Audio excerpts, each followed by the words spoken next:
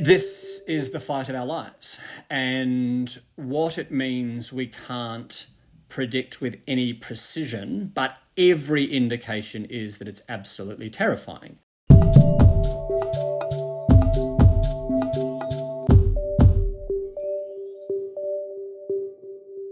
You're listening to Rights and Wrongs, a podcast by Human Rights Watch. I'm Birgit Schwarz. Welcome to the show. Policymakers from around the world will gather in Dubai soon to discuss the greatest threat humanity faces today, the climate crisis. The UN Conference of the Parties, or COP, is the leading international forum talking about this issue. But its agenda has never included fossil fuels, and this although they are the largest contributor to climate change. The planet is already warming at record levels. The stakes are high, and not only from an environmental perspective. This year, the conference is taking place in the United Arab Emirates. The UAE not only heavily relies on profits from oil and gas exports, it also has a long history of using those profits to silence anyone who speaks out against fossil fuels or the government. Such repression creates a worrying atmosphere for the conference. To discuss this, we are now joined by Richard Pearshouse, Director at the Environment and Human Rights Division at Human Rights Watch. Welcome to the show, Richard. So, Richard, there's been mounting pressure for a deal at this COP to gradually phase out the production and use of fossil fuels. I mean, after all, this is the biggest and most important climate conference in the world. So why has it been so difficult to get this done, to get fossil fuels onto the agenda in the past and also now? There's a general understanding and agreement that we need to do something on climate change. The missing part of that has always been what is the key driver. The key driver of the climate crisis is the fossil fuel industry. So atmospherically, the science isn't in a negotiating position. It's not looking for compromises and negotiations. It's fairly hard science. So the more greenhouse gases you put into the atmosphere, the higher the concentration of those gases, and the higher the temperature increases are globally. So that drives it up. We know that the fossil fuel industry is responsible for about 80% of carbon dioxide. That's the most important of greenhouse gases. So the science of this isn't up for negotiation, and hasn't changed for 40 years, despite the belief to the contrary of climate diplomats. So that can't give. So we need to be addressing this issue of fossil fuels and the fact that we have to phase them out. And we've never before had a COP agreement that has explicitly singled out the need to phase out fossil fuels. We came quite close last year in Egypt, in Sharm el-Sheikh, in COP27, where an unprecedented number of countries were pushing for the inclusion of an explicit reference to the fossil fuel industry inside the concluding observations of that conference. But ultimately, it wasn't successful. And the key question for this COP is whether or not countries can go one step further and actually conclude an agreement to phase out fossil fuels. That's the elephant in the room. And if there is one good thing about this being held in a petrostate such as UAE, it's the fact that that key question of the fossil fuel industry is front and centre to these negotiations. It has to be. But it's a bit ironic then, isn't it, that COP28 is being held in a major oil-producing country. So what is the likelihood that fossil fuels find their way onto the agenda, and what does the UAE want to achieve by hosting a climate conference? So from the UAE's perspective, they're trying to do two things. One is that they're trying to show themselves as responsible global citizens on climate issues. So, for example, they're trying to push for a deal to scale up renewable energy. So think solar, hydropower, wind power, etc. And that's indisputably a good thing. They're also trying to show that they are a responsible government and that they are open and encouraging of all voices, etc. So there's a lot of talk about how this will be an open and inclusive COP. I think the real challenge for those who are going to COP28 will be whether or not that narrative prevails. So while the government of UAE may want to talk about its own efforts to scale up renewables, it is far less interested in talking about its own efforts to scale up the fossil fuel industry. And remember that you can scale up the use of renewable energy and scale up the use of fossil fuels. And that's exactly what the UAE is doing. So they will have a global climate conference. They will be keen to talk about renewables. They will be far less keen to talk about fossil fuels. And so the real question is whether or not those governments that are going are able to seize the opportunity and to push back on that wrestle for the control of narrative and actually force fossil fuels and the phase out of fossil fuels into the concluding observations of this conference. I mean, in a way, what you're saying is the UAE wants to have its cake and eat it, or square a circle, using its position as host, if I understand you correctly, to get away with increasing its fossil fuel production while pretending that is actually a responsible global player in terms of climate mitigation. But is it not also trying to whitewash its image in terms of the political situation in the UAE? It is quite a repressive country, similarly to Qatar when it hosted the World Cup, which also tried to sort of portray itself as this modern, open global player. That's right. So the government of the UAE has promised that this is going to be an open and inclusive climate conference where there is space and opportunity for everybody to talk and to meet and to debate. That's a very clear political message from the government, and it doesn't speak to the domestic reality of that country. So we know that the UAE has essentially obliterated over the last decade its own civil society. By civil society, we mean that space of a country that's not about the government. It's about the independent voices. It's about the organisations, the journalists, the academics. We know that anyone who was critical of the government and not towing the government line has either been arbitrarily detained or forced into exile. So despite all of the rhetoric about this being an open and inclusive COP, and there may be some limited space for international NGOs and climate negotiators within the confines of the conference centre itself, the UAE's own record is horrific. And there are many dozens of political dissidents, independent activists, academics, journalists who are arbitrarily detained inside the UAE. So last year you were there. COP was held in Egypt, another country known to restrict freedom of speech and jail activists.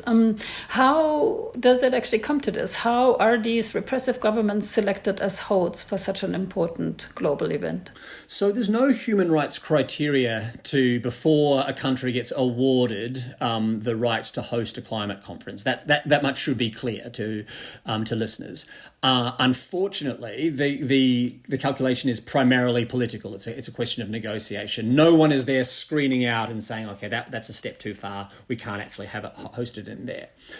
That's part of the story. What's the other part of the story is that the UN Secretariat, or the United Nations Framework Convention for Climate Change Secretariat, it negotiates the agreements with the host governments. And they say, look, here are the preconditions for hosting a climate conference in your country. We know that the UNFCCC Secretariat has negotiated with the government of UAE a host agreement. There are vague promises that this will be an open and inclusive climate conference where civil society is able to participate, but the details of that agreement have not been publicly released. And that would give us a lot of confidence that actually what's being said in vague terms, there's some detail to, for example, spaces or where to protest, the nature of participation from civil society inside the UAE, etc. We don't have the details. We only have the vague assurances. But of course, this assurance will probably only really be valid for for activists from abroad and not for their own activists. I mean, one of the big concerns is for one of the Emiratis' most well-known political prisoners, Ammar Mansour. He's been held in solitary confinement since his arrest in 2017. Can you maybe explain a little bit who he is and why the government feels so threatened by him and his work? So Ammar Mansour is possibly the best known of Emirati human rights defenders, when many dozens of his colleagues in civil society were either in exile or themselves arbitrarily detained. He was one of the last people standing. In 2015, he won the prestigious Martin Ennals Award for his work to promote human rights within that country. And he was one of the last independent voices to be criticising the government and the government's policies. Why is this important? It's important that climate diplomats who are preparing their speeches and packing their bags for COP28 are starting to realise that when you're going to these climate conferences, you're also speaking to a government that can be deeply, deeply abusive. And it's an opportunity to ensure that while talking the talk and negotiating the need for robust climate action, you can at the same time be discussing and pushing for improvements inside a country in its domestic human rights record. And the case of Ammar Mansour is one of the standout issues that needs to be addressed by those who are attending this conference. We need to be ensuring that there are calls for his release, and that pressure for his release that is maintained by those governments in other spaces is also maintained when actually attending the conference itself. So, Richard, as you said, Ammar Mansour has been in solitary confinement for a very, very long time. What do we know about the conditions under which he's not the only political prisoner, and other political prisoners are being held? Well, that's a great question. And the sad answer is we don't really know the conditions of Ammar Mansour. That's because the UAE authorities deny independent prison visits to assess him and to visit him, and that's incredibly troubling. We know that he's been held in solitary confinement for a prolonged period of time. We know that he's been denied reading materials, denied his eyeglasses, etc. And we're deeply concerned about his ongoing well-being and call for his immediate release. We also understand that there are upwards of 60 other people who are arbitrarily being detained inside the UAE. And so Human Rights Watch's call is, at the same time as confronting the UAE on its own oil and gas expansion plans and pushing for a global agreement for robust climate policies, also to be talking about the human rights conditions inside the UAE and calling for the release of Ammar Mansour and others who have been arbitrarily detained by the authorities.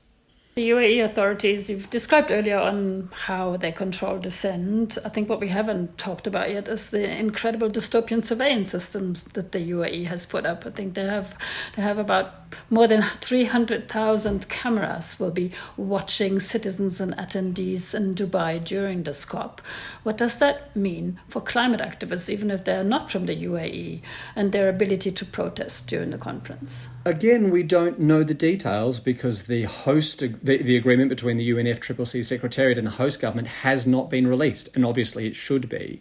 We have vague assurances that there will be space to protest and that there will be space for dissent, but the details are missing. At the same time, it's really not acceptable just to have a climate conference and have space inside that where certain things can be said, but then not have space outside the climate conference for those same things to be said. And we know that, for instance, that protest inside the UAE is a criminal act.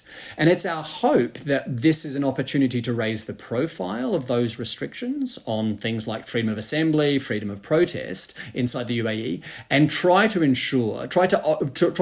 drive in that wedge and open a little bit of space for independent voices inside the UAE. There is obviously a limited opportunity in the conference itself, but it's also important that the pressure is maintained at the end of the conference, because what you don't want is for the UAE government to be on its best behaviour for the period of the 2 weeks of the conference, but then when the world's media attention dies down, for them to revert to business as usual. Yeah, I mean, that is the danger, isn't it? That like once the international limelight is no longer there, then things will just go back to business as usual. Isn't this what happened with Egypt? I think that is the case, or to a certain extent. I think that one of the issues that was successful in COP27 was a civil society push to raise the case of an Egyptian independent voice who was arbitrarily detained and is arbitrarily detained by the government. And so using these conferences as opportunities to shine a spotlight inside a country's domestic human rights record and to scrutinise these sorts of cases, there is obviously a risk that the attention dies down afterwards. But I think it's still worth taking the opportunity and insisting that these sorts of emblematic cases get the profile they deserve. So I think it would be a mistake to go to COP28 and not be calling for the release of Ammar Mansour, perhaps the most prominent of Emirati human rights defenders currently in arbitrary detention. Right. But as you've also pointed out, it's really important that there's space for environmental activists and human rights defenders. And if that's not the case, then what does that mean for the debate at such a conference and also its success? Yeah, it's a great existential question. I honestly think that we don't have a choice. I think that the only way we are going to get robust climate policies that the world so urgently needs is through civil society. And so we need activists and environmental NGOs and environmental journalists and judges and other organisations and all of those other people that drive climate policies in other parts of the world. We need to be at the same time as we work on climate, fighting for the space for those people to be able to do their crucial, vital work. There is no other theory of change in the climate space. There is not a space in which repressive regimes are going to turn around and give us climate policies that they believe will turn things around. That's just not a realistic possibility. So I think what we need to be doing is ensuring that there is an understanding of the need for civil society inside the climate space and reminding climate diplomats and others who are in these negotiating spaces that if you're silent on those for political reasons now, that is ultimately not going to play to your advantage over time. Ultimately, we will all suffer because we won't get the climate policies that the world so urgently needs. Yeah, and what will that mean for us and the planet? Well, perhaps the most successful of climate conferences to date was the Paris Agreement, and that set a global ceiling on temperature rise. And so the ambition was to maintain warming to 1.5 degrees Celsius above pre-industrial levels. And we were all meant to be adapting policies in line with that target. Now, unfortunately, while that set an incredibly valuable target, we haven't seen the national level policies that follow.